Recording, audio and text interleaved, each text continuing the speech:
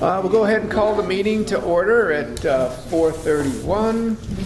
This is the regular meeting of the Board of Selectmen, Town of Jackson, January 8, 2015. And our first order of business is to amend and approve the minutes from our regular meeting on December 18th.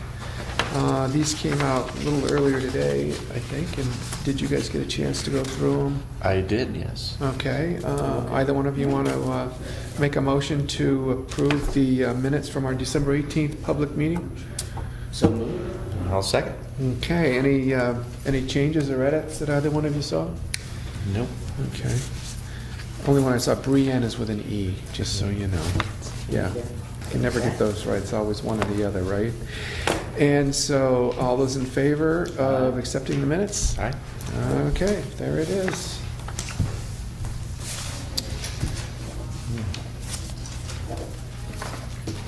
And then next up is the sealed minutes from the non-public session of December 18th.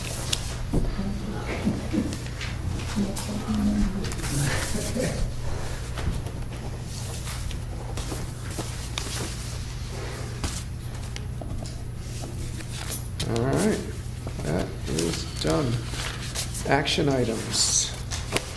Bill, no action items. No, I do. Okay, go ahead. I was going to report on the building inspector that we have met again regarding his 3-month review again. And he is getting ready to take I can't remember the name of this test. It's a commercial test? Yeah. Commercial test. And he thinks he's at the level of which he's done his studying and he thinks he's ready to go. So we're looking at that to take place in the next maybe 6 weeks. He's got to schedule it. It's a big deal. He's got to go to Portland, Maine. It's a universal test, so it's not like he can take it online or anything. So he's going to go ahead and do that. It looks like he feels comfortable that he can be successful in that test. And the other thing we talked about was currently, in order to bring him online, was to have Goody work with him. Goody normally works Thursday. We asked Goody to work Wednesday and Thursday to get him online. He works Wednesday and Thursday. In the discussion today, we think we can let Goody skip the Wednesdays and just have him here, or have him here on Thursdays, but Kevin will do the Wednesday, Thursday bit on the inspection. Cool. And Goody said if something comes up, he can call him. He thinks that Kevin is doing fine. He'll get through it and, at this point. So he's not like he's out on his own completely, but we don't need to have Goody go with him every day. Nope. So sounds good. We're not going to put that money in the budget, though. Okay. Commercial certification. Also, is that in here, deputy? Yeah. Yeah, we'll do that later. Okay. I think that's my thing. Thank you. All right. Thank you. Nothing on mine. Nothing on yours. I had the Prospect Farm key policy, and that was done and signed off on last week. You weren't here, just so you know. We went back and looked at all those meeting minutes from that year. There was so the only thing we really looked at beyond what we had already agreed was in place and enforceable were the minutes from that year. There was a motion made at a June meeting to put up a sign prohibiting motor vehicle use. And then there was a discussion at a meeting in July about amending the sign to say what it currently says, Jackson residents only. So those were the only things we came up with that were from that meeting, which is different than somebody making a motion to change use policy. So that's what we've got. We didn't feel like we could insert something into a key use policy about signage and how to word a sign and interpret that as being land use. I think we all were in agreement the last time we talked that there's certainly motor vehicle use that's going on up there for non-recreational purposes. Somebody wants to go up and haul out animal during hunting season, or somebody wants to go up there to scope something out or something like that. That's motor vehicle use that's for non-recreational purposes, and that's never been something that we've found anything to restrict. So that's kind of where we ended up with that. You guys remember anything different? Did I forget anything to run down? I just wanted to go through it with Dean here this time. No? Okay. So the big question is ATVs was still allowed. That's what that sign was up.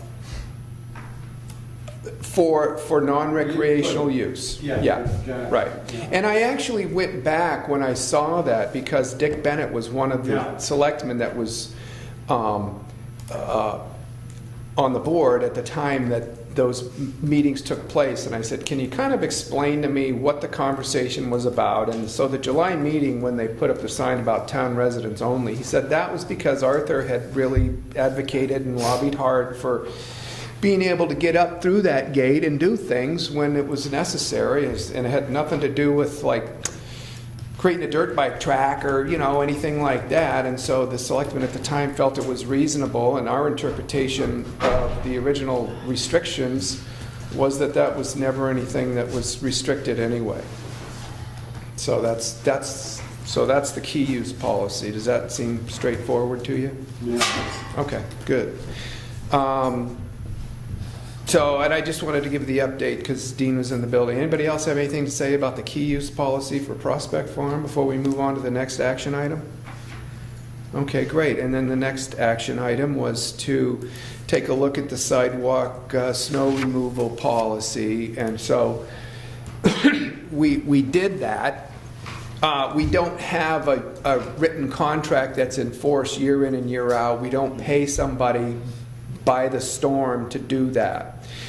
We originally started paying somebody, I think in 2008 or 2009, $3,750 a year flat rate to remove the snow from the sidewalks with their machine. And we don't have one of those machines, so we contract it out. I can just kind of read through the road agent's description of how the sidewalk is handled if you want me to.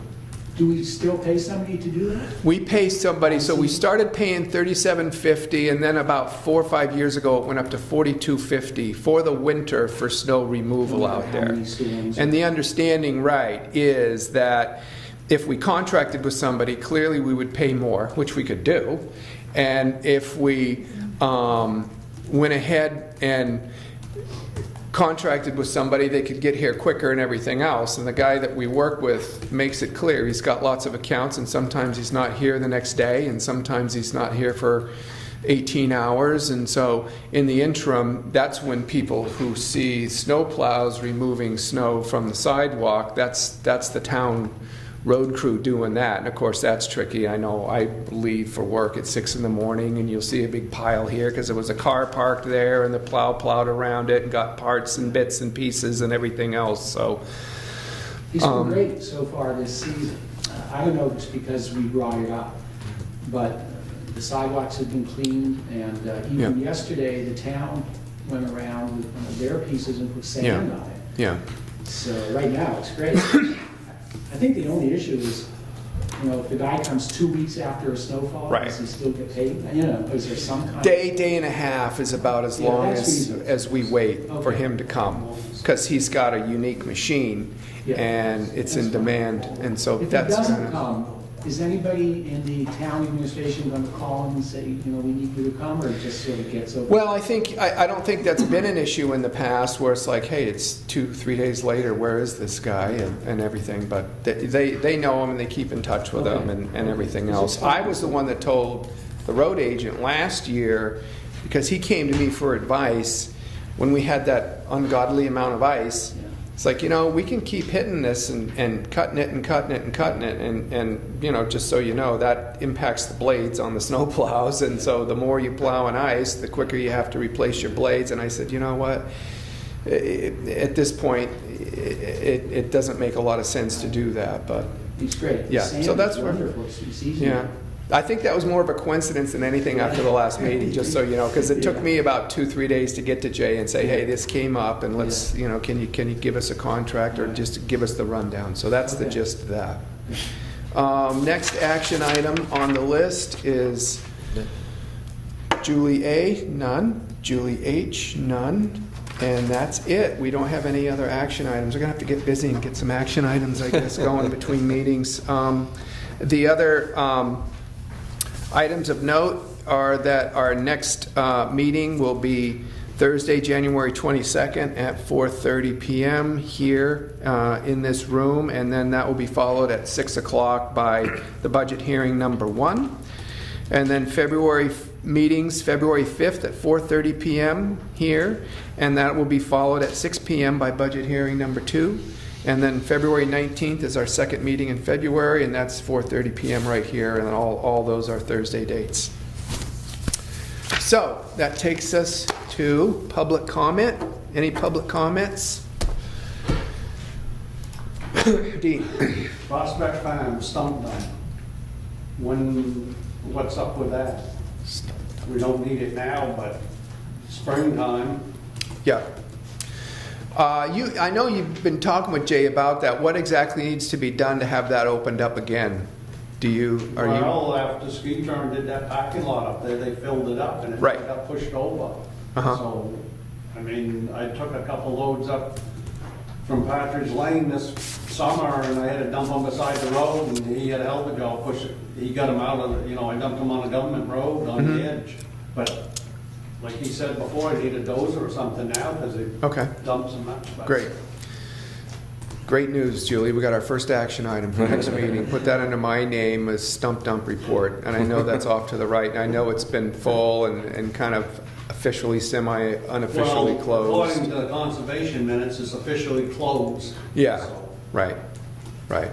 So, But the and town's supposed to supply one. I thought there was an RSA about that. I'll talk to Jay and if need be, talk to representatives from the Conservation Commission to kind of get up to speed on that if you guys like. Unless you want it as an action item. No, I just said I'll take it because I'm the liaison, so. Was that it, Dean? Yeah, I just questioned, I figured get going now before. Yeah. No, it's spring probably a good road time comes to off, 'cause square it away. I mean, it's been closed all fall. Right. Yeah, and I think I think everybody agreed it just was full, but I'm sure there's a plan in place and we'll go over it next week, or in 2 weeks. Okay. Jerry, your hand was up. Yeah, since we're talking about the sidewalks, very often I've thought about the condition of our roads during storms. They remove the stuff real quick and our roads are excellent. And I'm wondering if at some point the town wouldn't consider having a conversation about using less salt and maybe having the roads not so perfect so quickly. That we would learn not to drive in some conditions and maybe save our water supply by not using so much salt. And I don't know that that's the case or not, but it might be interesting at some point to have some kind of conversation about that. Mm-hmm. Okay. We can put that on the to-do list. I know the times I remember hearing plowing discussed, some of the things that came out was we're so heavily dependent on tourism in this town that we really need to make sure those roads are usable and tourism friendly and stuff like that. And that's not to say that we can't have a discussion about using less salt. I think the thing that would perk me up was to hear something about, well, then you're going to have safety concerns. But I have no problem with it. And that, I would think, part of the conversation might be that maybe there's some conditions in which people shouldn't drive. I mean, or that we should be more sensible about thinking about our future water supply. Okay. And so, and I don't know, I'm not a scientist or a soil scientist, but maybe a conversation about that might be helpful. Okay. Weren't you at one point a soil scientist? Can you Boy, you are an respond? optimist. I'll give you my opinion. Okay, go ahead. If it were up to me, Yeah. I'd put signs where the two roads come into Jackson say this town is salt free, Oh, okay. and I would not allow salt in the town. Period. Okay. Anywhere. That, again, that's part of the conversation. Okay, But- great. You can head the committee up. The committee. All right. Who is the committee? Well, you've got to pick them. Oh. That's part of the committee chair's job. But we'll come back with some feedback on that And at the maybe next the meeting. state could be part of that as well. I mean, I don't know, I know there are some areas that say this is a salt-free area. Mhm. And at some point, we have to think about our water supply. Okay, and I'm not qualified to sit here and give you the ups and downs on it. And neither am I. That's why I thought a Yeah, conversation. okay, thank you. Next public comment, Kathleen. I'm not sure if I'm jumping the gun here, but I just want to congratulate Doug becoming our new chief of police. Okay. That's what I was saying. Yes, congratulations are in order. It's after January 1st. Welcome aboard, chief. Any other citizens' comments? Come on up, chief. Happy New Year to all. Happy New Year. Quite happy to report. Christmas, New Year's were relatively quiet for us this year, which is a good thing. People tended to enjoy their families more. There were less people on the roads. New Year's, we saw a lot more people using public transportation, using buses and things to get back and forth from the various places that had functions, which was great to see. I do have a couple of things on the list in terms of action things, decisions that had to be made. I was approached last week by Lauren, our animal control officer, who voiced several opinions and instances that have been reported to her in reference to the dog tags that were issued by us. There seemed to be some safety concerns where dogs were getting hung up on Christmas trees, furniture, jewelry, all kinds of things. So, in talking with her, she asked me about, can she give the okay for people to go to For Your Paws Only or outside the agency and get a custom tag for their dog that would have the exact same information as the tag that they were issued. I said, the statute's pretty clear. They've got to have, the dog has to be registered, it has to have XYZ on the tag, and the tag has to be on the dog. Beyond that, if your tag that you're buying fits all of those, go for it. I don't have a problem with that. So unless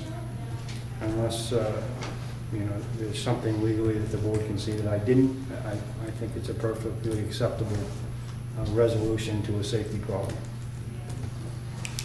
Not hearing anything. Good, moving I on. don't have a problem with it. I mean, as long as they meet the letters of law. Right.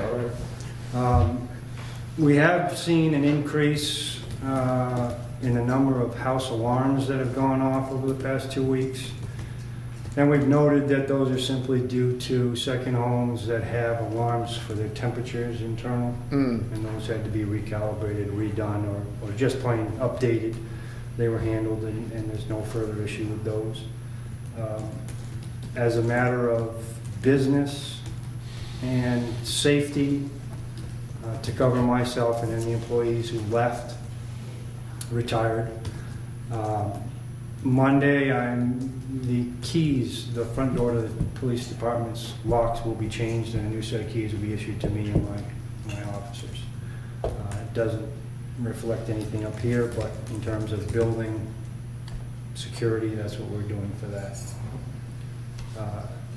Going to Prospect Farm conversation, we had an instance a day after New Year's where we had a gentleman, a young kid, drive up here in the late night hours, early morning hours, and drove to the parking area on Carter Notch Road. But then he said his GPS said he could go farther. So he actually drove out of the parking lot back onto the Class 6 road and kept going. He turned right onto a cross-country trail and went about 2 miles out, at which time he got stuck.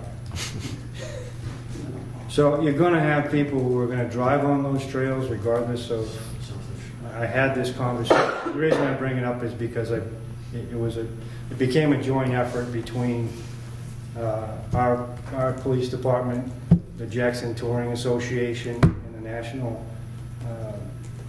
National Forest representative who works this area in enforcement. Because although he drove on the ski trail, I understand it upsets people, it ruins their trail, whatever the case may be. It's still a Class 6 road. It doesn't say don't drive on it. It No, it says says pass at your own risk. it's not maintained for winter driving. Drive at your own risk. So we couldn't do anything. However, the National Forest guy did, because you can't drive that type of vehicle off-road on his property. Long story short, and it was quite taxing to us, because we had a vehicle that we found, or that was found, but we had no driver, we had no indication there was anybody alive. So it became a 7 or 8 hour search to figure this whole thing out. And the guy got stuck at 2 in the morning, went to sleep, got up the next morning, decided to go for a hike, and he ended up at the top of Wildcat Mountain. 5 o'clock the next day, we get a phone call, yeah, I'm okay, I just need somebody to pick me up. Okay, so now we're not searching for a body, we know what's going on, but I get this every day.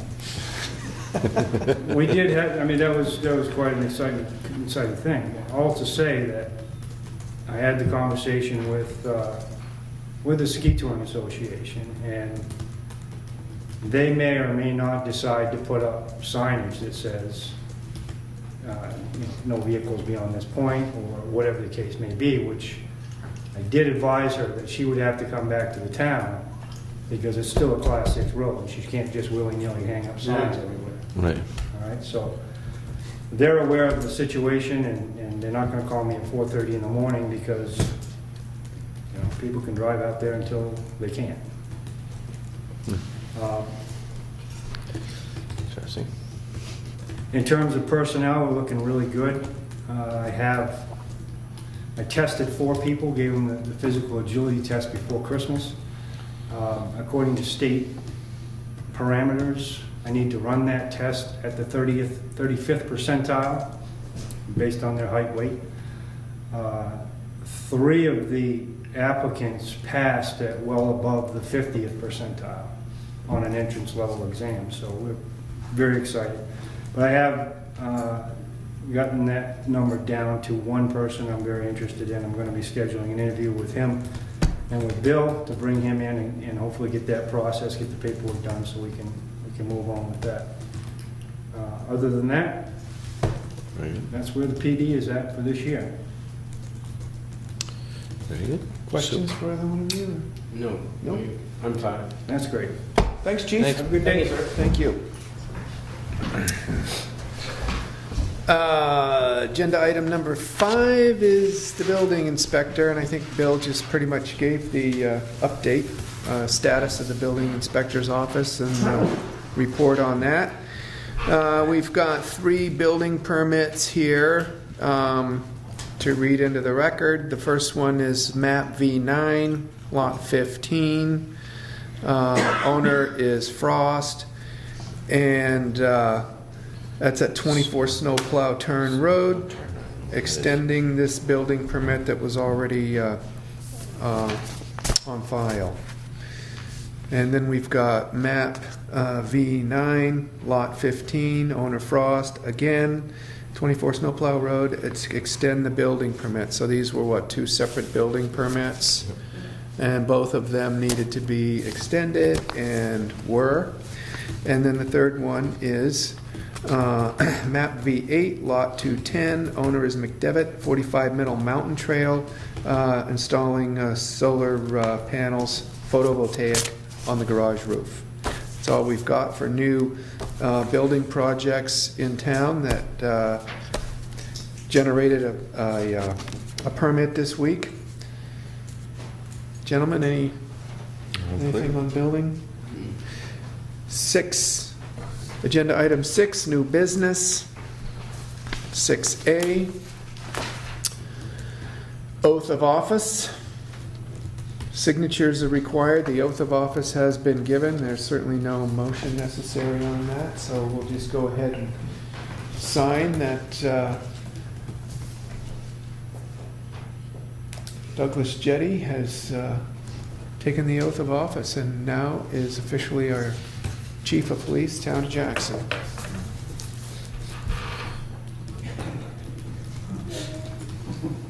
Like a new Hall of Fame admission. Without the bruises. We'll have to get a portrait to hang on that somewhere. Item 6B, trustee of the trust funds. We've got a couple different motions here I'll be looking for from the trustee of the trust funds. We're looking to withdraw $20,000 from the revaluation town property capital reserve fund for an invoice dated on December 16th. We've already paid off on the general assessing services, and this is specifically for the revaluation project. So I'd entertain a motion to withdraw $20,000 from the revaluation town property capital reserve fund invoice dated December 16th, 2014. So moved. Second? Second. Any other input before we vote? Is that on this, last year's books? Is that? Well, it's not really, it's capital reserve, so Right. it's. Yeah. Okay. All those in favor? Aye. All right, okay, very good.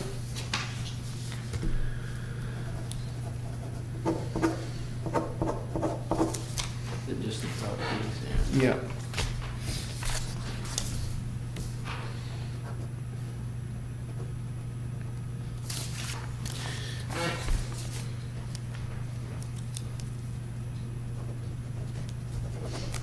Okay, thank you. Okay, next up is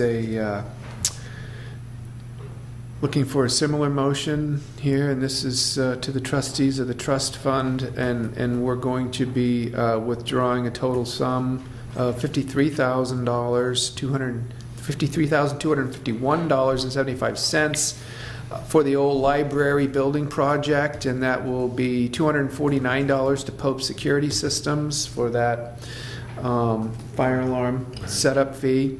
The setup fee for Time Warner Cable is $100, and then $52,902.75 is monies due to Tamarack Construction Company, who performed the general contracting services. So I'd look to get a motion to withdraw $53,251.75 from the old library capital reserve fund to pay invoices 755 to Tamarack Construction dated December 18th, 2014. Invoice 15914 to Pope Security Systems dated December 22nd, 2014. And the invoice service order for Time Warner dated November 12th, 2014. So moved. Second. Anything to add? All those in favor? Aye. Aye. All right, very good. How was your visit there then? Didn't you go to visit? Oh, yes, it was good.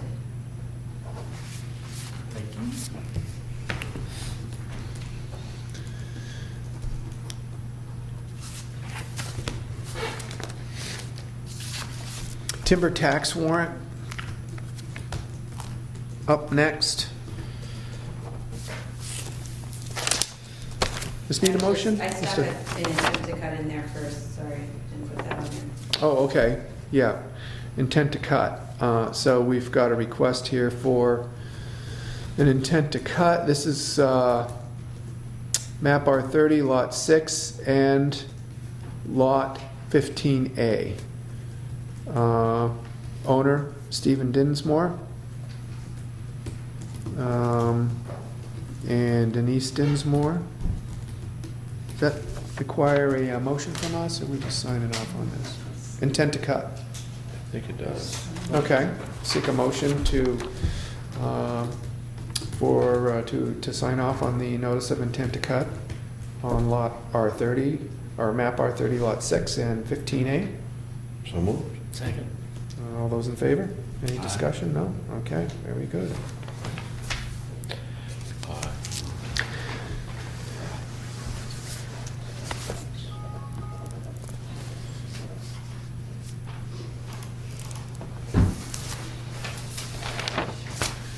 And then we've got timber tax warrants, and these are, have been compiled by the town clerk tax collector, and basically for a couple different lots. Map R30 Lot 1, owner is Maxwell Foster and Colleen Curran. And then the second one is for map R8 Lot 45, Robert Yannick and Robin Costrin. And these are just for us to go ahead and sign that top page, and then there's one page behind it somewhere, isn't there? We got a couple different pages. First two, okay, yeah. I'll sign both pages. Yeah, yeah. You have to sign. Oh, yeah, thanks. I had somebody tracking me down.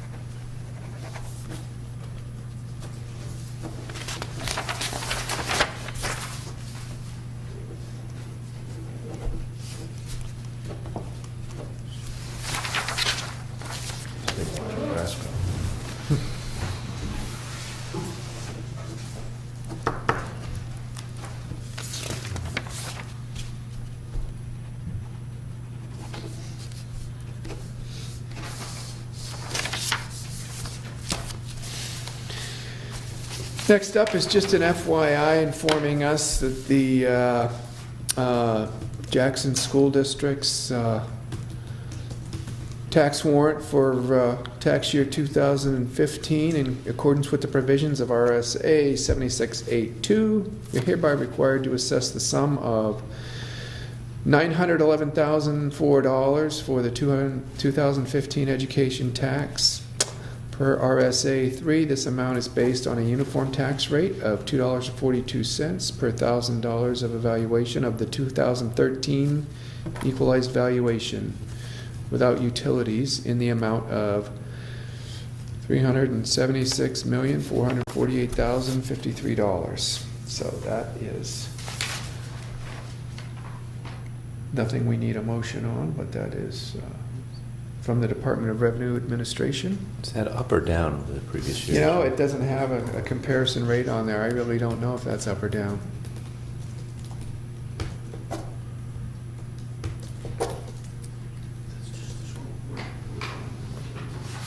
Want to take a look? Sure.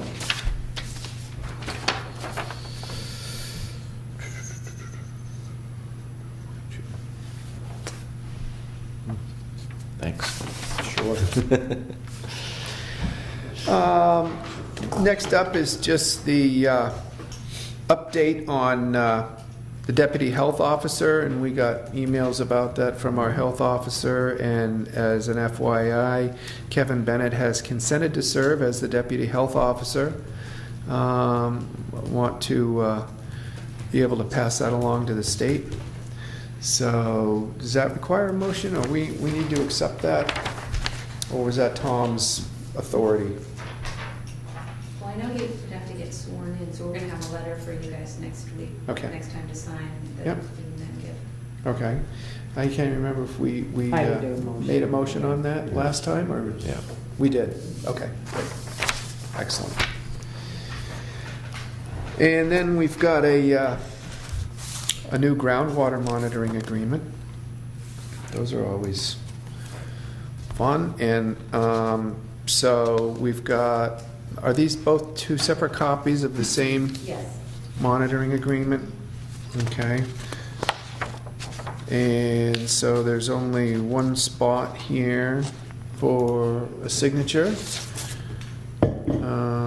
The groundwater monitoring agreement is obviously going to be with HEB again, and it's for a total estimate of $4,000 for their continued monitoring of this. Every year this seems to come up, and we're like, how much longer do we need to monitor this They thing? said for some time. For some time.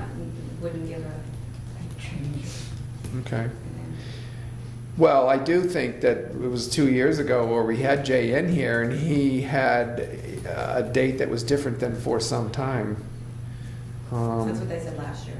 Yeah, well, I wonder how long that's gonna be. Go ahead, B. Is this Berkshire I'm doing? Yeah, yeah. When I was selectman, they told me it was going to end in 2012. Yeah. And it seems to go on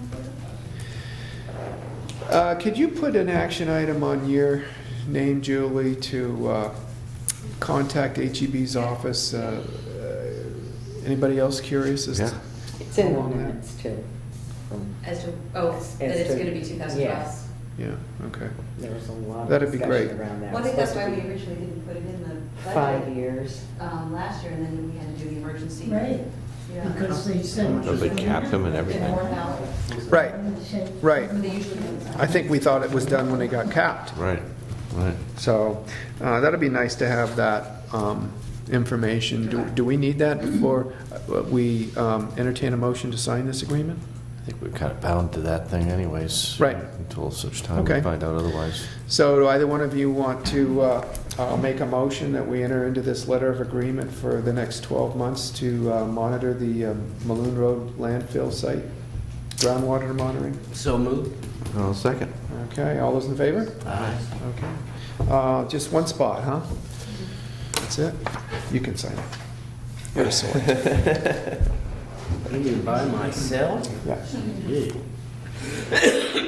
Practice for you. That's right. You get a kick out of that, don't you? This I got a eighth kick out of January, his but look. This is You'll 15. be taken over soon. Well, I have a feeling that I'm gonna plead ignorance here. That's what I thought Didn't too. work for him. That's what I thought. Okay. What's your name? And title. Chairman-elect.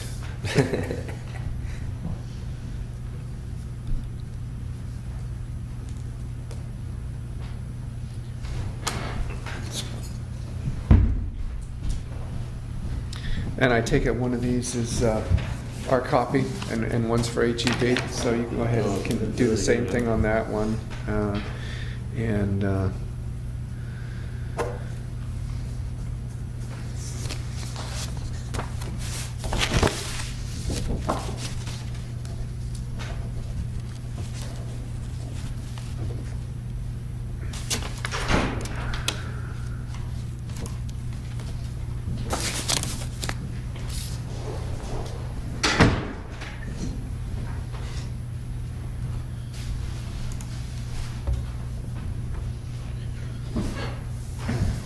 thank you. Next item is agenda item 7, old business, and this is the MS-60 auditor option. We kind of began this conversation at our last meeting. You both familiar with the discussion we had about that? Anybody, which one of you wants to weigh in first on this whole issue? John? I really don't have any strong feelings one way or the other on it. I kind of thought things were okay the way they were, but I really have no strong feelings, really, to be quite honest. This was the auditor business you're talking about, whether. That's right. I think in the discussion previous in my statement or my position is still the same. I think you need a qualified auditor. Mm-hmm. I think the elected auditor is not the way to go. Mm-hmm. You need a qualified person that, you can look at some background, academic something, or at least that they meet auditors' basic understanding of what needs to be done, and you can rely on the report. I think that's a much better issue than just having someone run for office and be elected to that position. Okay. Well, and my opinion's bit different from either one of you, really. I mean, for me, the issue was that the town voted to dissolve the position, and that it needs to be reinstated by the voters of the town, since they were the ones that voted to dissolve it. So whether somebody's qualified or not, I hear what you're saying. And it may not make a lot of difference in the long run, but as far as process, it does make a difference. And so what we have on record right now is the town voting to dissolve the position. In my mind, if we want that optional elected officer to be reinstated as an elected position, then it needs to go to a town warrant. And if that happened this year and the voters supported it, then it would be reinstated in March of 2016. But I'm not in a position where I believe we have the authority to submit that position back on the town ballot after having the town vote to dissolve it. One thing we have the authority to do, especially if we want to do. Well, the LGC weighed in that we don't have the authority. And so that's, I'm always, when To it put comes it to... back on the ballot, you mean? Well, no, we have the authority to put it back on the That's what I ballot meant. as a warrant article. Yeah, that's what I meant. Absolutely. That's what I meant. But it wouldn't take effect for a year, and so, and we would have to do that, have the voters weigh in and tell us that's what they want to do before we could sign off on something this year. So, and so it may come up again when we discuss those warrant articles. But for now, I'm not feeling like I have the authority to support putting that on the ballot as an elected position. But if one of you feel like we should do that regardless, then now's the time to make a motion. Okay, very good. I think you have to sign that. On to Julie. Authorize, okay, so nobody is making a motion for the auditor's position to be elected. And so the options then are, we're choosing an option then today. It's not going to be a locally elected auditor, so it'll either be an independent public accountant option or an alternative option. And we haven't got an alternative option approved yet. So if I'm supposed to be checking off, or we are supposed to be checking off that we support either an independent public accountant or an alternative option, I'm not sure. Do we have enough information today to make that choice? Jerry? Can I see that? Yeah, yeah. Just- Yeah, it's two pages. They're Again, not the big. town voted, and it's ironic that the gentleman who is the auditor was the selectman that brought forth that motion to the town. The town voted to authorize a hired, not an elected, and again, I would point out that the selectmen have to follow the directive of the town. Right. And the state requires you to choose that you would have a certified accountant. Any other comments on the auditor option issue? So I guess my only question is, we're being asked to check off on option 2, which is an independent public accountant, or You option don't have 3, to- which You is don't an... have to say which one you're choosing, you just have to choose either 1 or 2. Right, we don't have to declare what the other option is yet. Well, the other, Well, it looks like we have to check 1, 2, or 3. Well, we don't apply for 3 because that's a waiver. Oh, okay. We don't. So just one. qualify for Okay, that. all right. So then I guess I guess the conversation is about, do we recognize or do we believe that our option is an independent public accountant? It sounds like that's our only option, which is fine with me. but- You agree? Okay, well, why don't I go ahead, John, if you want to read that first, but at some point entertain a motion to check off that we're going to be conducting our audit through an independent public accountant.